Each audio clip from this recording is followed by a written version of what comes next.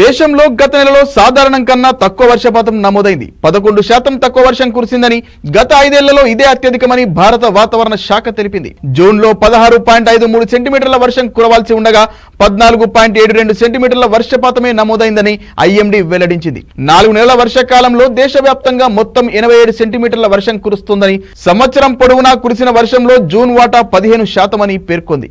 గత నెలలో సాధారణం కన్నా 11% తక్కువ వర్షం కురిసిందని, గత 5 ఏళ్లలో ఇదే అత్యధికమని భారత వాతావరణ శాఖ తెలిపింది. జూన్లో 16.53 సెంటీమీటర్ల వర్షం కురవాల్సి ఉండగా 14.72 సెంటీమీటర్ల వర్షపాతమే నమోదైందని వెల్లడించింది ఐఎండీ. దేశవ్యాప్తంగా 4 నెలల వర్షకాలంలో కురిసిన 87 సెంటీమీటర్లుగా కురిసిన వర్షంలో జూన్ వాటా 15% అని పేర్కొంది. జూన్ 11 నుంచి 27 వరకు 16 రోజులు తక్కువ వర్షపాతం నమోదైందని తెలిపింది. ఐఎండీ డేటా ప్రకారం మే నెల 30న నైరుతి రుతుపవనాలు కేరళ, ఈశాన్య ప్రాంతంలోకి త్వరగా ప్రవేశించాయి. మహారాష్ట్ర వరకు సాధారణంగానే విస్తరించాయి. కానీ బెంగాల్, ఒడిశా, జార్ఖండ్, బీహార్, ఛత్తీస్గఢ్, మధ్యప్రదేశ్, యూపీలో రుతుపవనాలు నెమ్మదించాయి. జూన్లో వాయువ్య భారత్లో 33%, మధ్య భారత్లో 14%, తూర్పు ఈశాన్య భారత్లో 13% చొప్పున లోటు వర్షపాతం నమోదైంది. దక్షిణ భారత్లో మాత్రమే 14% మిగులు వర్షపాతం రికార్డైంది.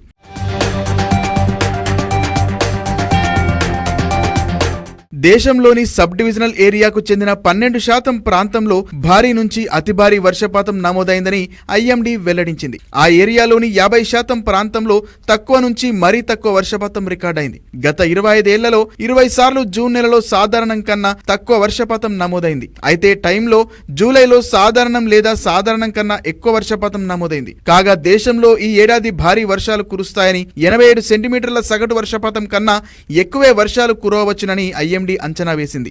దేశంలో ఈ నెలలో ఒక్క ఈశాన్య భారత ప్రాంతం మినహా మిగిలిన ప్రాంతాల్లో సాధారణం కన్నా ఎక్కువ వర్షాలు కురుస్తాయని ఐఎండీ చీఫ్ మృత్యుంజయ మహాపాత్ర తెలిపారు. వర్చువల్ గా మీడియాతో మాట్లాడిన ఆయన జూలైలో దేశ సగటు వర్షపాతం 28.04 సెంటీమీటర్ల కన్నా 106% ఎక్కువగా వర్షపాతం నమోదయ్యే అవకాశం ఉందని ఆయన చెప్పారు. ఈశాన్య భారత్ లోని చాలా ప్రాంతాలు, వాయువ్య భారత్ లోని కొన్ని ప్రాంతాలు మినహా తూర్పు, దక్షిణ భారత్ లో సాధారణం కన్నా ఎక్కువ వర్షాలు కురవవచ్చు. అలాగే టెంపరేచర్లు కూడా పశ్చిమ తీరం మినహాయించి మిగతా దేశమంతా సాధారణంగానే నమోదవుతాయని మృత్యుంజయ పేర్కొన్నారు.